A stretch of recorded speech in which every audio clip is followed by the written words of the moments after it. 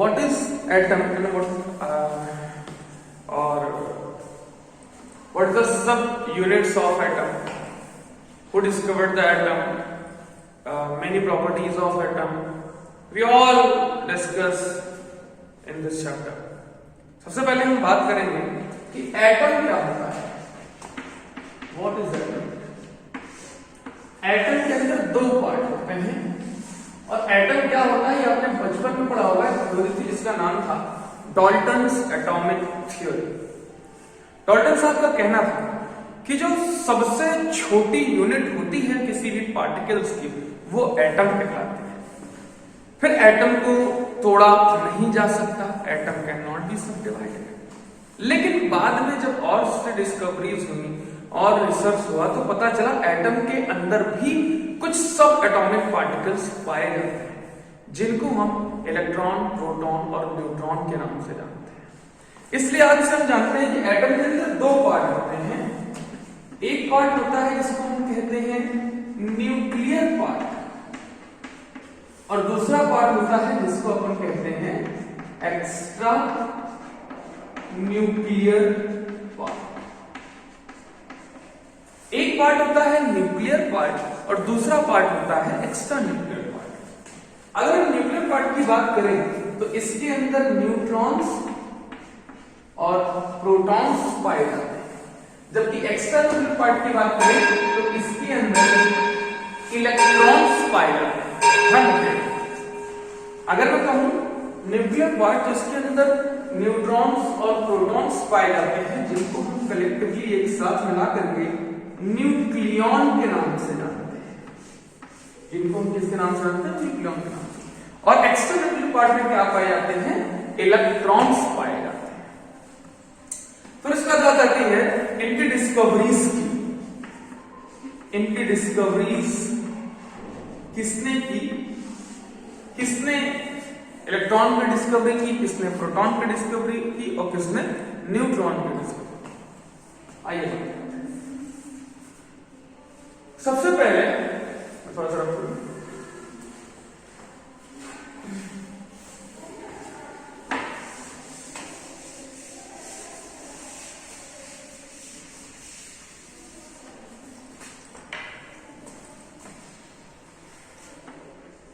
Electron की discovery किसने की थी? याद रखिएगा सर जे थॉमसन इलेक्ट्रॉन की डिस्कवरी. प्रोटॉन की डिस्कवरी की थी रदरफोर्ड साहब ने. किसने की थी? रदरफोर्ड साहब. और न्यूट्रॉन की डिस्कवरी किसने की थी? चैडविक साहब. न्यूट्रॉन की डिस्कवरी की थी चैडविक साहब ने. तो इलेक्ट्रॉन की डिस्कवरी की थॉमसन ने, प्रोटॉन की डिस्कवरी की रदरफोर्ड ने और न्यूट्रॉन की डिस्कवरी की चैडविक ने. अब हम इसमें बात करेंगे इसके ऊपर कितने इलेक्ट्रॉन्स पाए जाते हैं, सॉरी चार्ज कितने होते हैं, इसका मास कितना होता है, वगैरह वगैरह सारी चीजें हम डिस्कस करेंगे. चलिए शुरू करते हैं.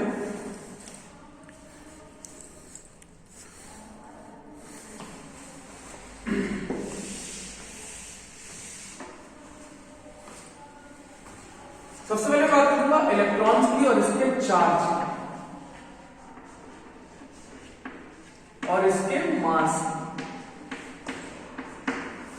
इलेक्ट्रॉन का चार्ज होता है 1.6 into 10 to the power -19 coulomb. आगे साइन माइनस का लगाते हैं क्योंकि हम सब जानते हैं electrons are negatively charge particles. Mass की बात करें तो 9.1 into 10 to the power -31 kilogram. अगर हम प्रोटॉन की बात करें तो प्रोटॉन का चार्ज इसी को प्लस लगा देते हैं. ये होता है कि पॉजिटिवली चार्ज पार्टिकल्स से प्लस से डिनोट करते हैं. Plus 1.6 into 10 to the power -19 coulomb. और मास होता है इसका 1.67 into 10 to the power -27 kilogram. ये होता है मास ऑफ प्रोटॉन. अगर मैं न्यूट्रॉन्स की बात करूं, न्यूट्रॉन पर चार्ज कितना होता है? न्यूट्रॉन पर चार्ज 0 होता है, पर कोई चार्ज नहीं होता. लेकिन न्यूट्रॉन का मास होता है वो होता है 1.67 इंटू 10⁻⁻27 किलोग्राम। मतलब मास ऑफ प्रोटॉन के करीब बराबर होता है, एकदम एग्जैक्ट का नहीं, थोड़ा ज्यादा होता है लेकिन इसके बराबर होता है।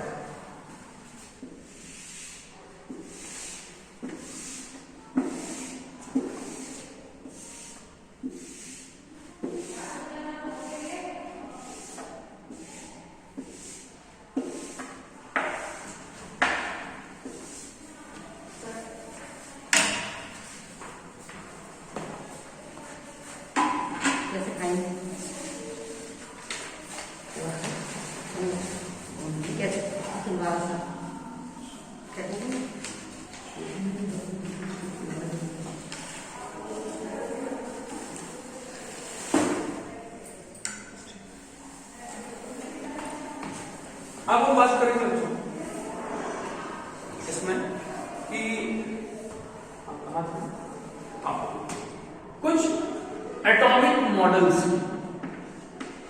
कुछ एटॉमिक मॉडल्स, जैसे हमारा पहला एटॉमिक मॉडल आया जिसको हम लोग कहते हैं थॉमसन एटॉमिक मॉडल।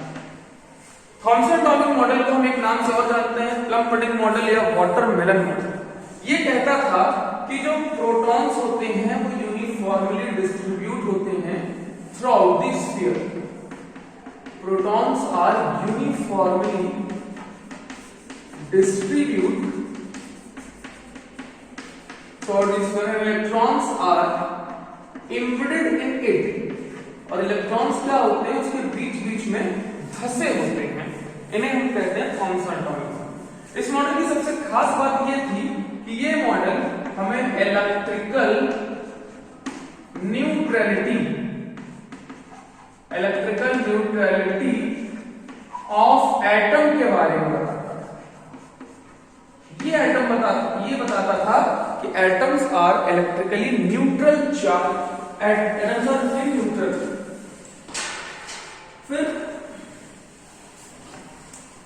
फिर ये मॉडल फेल हो गया क्योंकि ये मॉडल स्टेबिलिटी को बता नहीं पाया और न्यूट्रॉन की जैसे डिस्कवरी हुई ये मॉडल फेल। फिर दूसरा एटॉमिक मॉडल है जिसका नाम था Rutherford atomic model.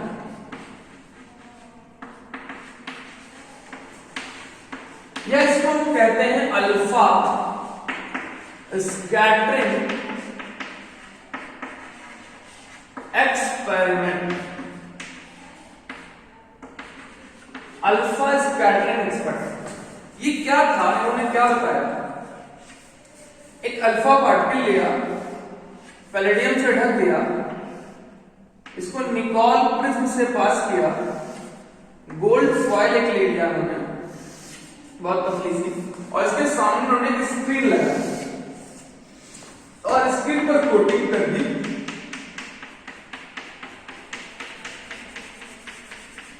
ZnS zinc sulphide की, जो कि एल्यूमिनेसेंस था, मतलब चमक प्रोवाइड करता था। अल्फा पार्टिकल जब इससे पास हो गए तो ज्यादातर अल्फा पार्टिकल सीधे जा रहे हैं, कुछ अल्फा पार्टिकल स्मॉल एंगल से डेविएट हो रहे थे और बहुत कम अल्फा पार्टिकल वापस चले आ रहे थे, 180 डिग्री का एंगल बनाते। ये तो ऑब्जर्वेशन था। क्या ऑब्जर्वेशन था कि most of the alpha particle goes straight, few alpha particle deviated by a small angle and very few alpha particle come back. इसका कंक्लूजन क्या निकला? इसका कंक्लूजन ये निकला कि जैसे मान लीजिए कि हमारा एटम है, इससे कोई अल्फा पार्टिकल हम पास कर रहे हैं, ज्यादातर पार्टिकल सीधे जा रहे हैं। इसका मतलब ये पता चला कि most of the part of atom is hollow और एम्प्टी। मतलब एटम का ज्यादातर पार्ट क्या है, खोखला है, हॉलो है, एम्प्टी। कुछ अल्फा पार्टिकल स्मॉल एंगल से डेविएट हो गए। इससे ये पता चला कि कहीं ना कहीं एटम के अंदर पॉजिटिव चार्ज पोर्शन प्रेजेंट है, जिसको हम न्यूक्लियस कहते हैं। और रदरफोर्ड एक वैज्ञानिक थे जिन्होंने बताया था कि पूरा मास जो होता है एटम का वो न्यूक्लियस पर कॉन्सेंट्रेट होता है। Whole mass of the atom is concentrated at the nucleus. और बहुत कम फॉर्टी स्मॉल एटम्स जो डेरिवेटिव वापस चले आए, इसका मतलब कि जो मास कॉन्सेंट्रेट होता है वो रिजिड पार्ट पे होता है। न्यूक्लियस हमारा बहुत रिजिड होता है, बहुत कठोर होता है। ठीक, इसके बारे में ये बातें हमारी आज यहीं खत्म करते हैं। हम इसके आगे अगले लेक्चर में आपको बताएंगे कि इसमें bore atomic model, bore atomic model, dual nature of light, de Broglie, ये सारी चीजों की बातें हम अगली क्लास में करेंगे। Thank you.